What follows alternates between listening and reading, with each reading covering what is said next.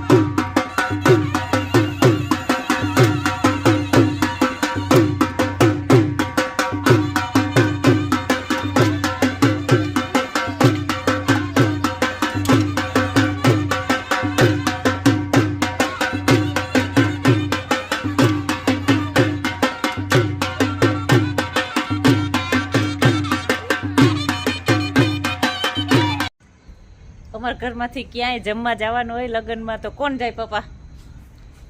અમે બે પપ્પા દીકરી. પપ્પા ને દીકરી બે જાય. રજવાડું છે. રજવાડા. હું ને પપ્પા બે ગમે ત્યાં જઈએ. હાલો ભાઈ હાલો. એટલે અત્યારે ગરીબ બસ છે એટલે મિનિમમ જેટલા નવા કર્યા ને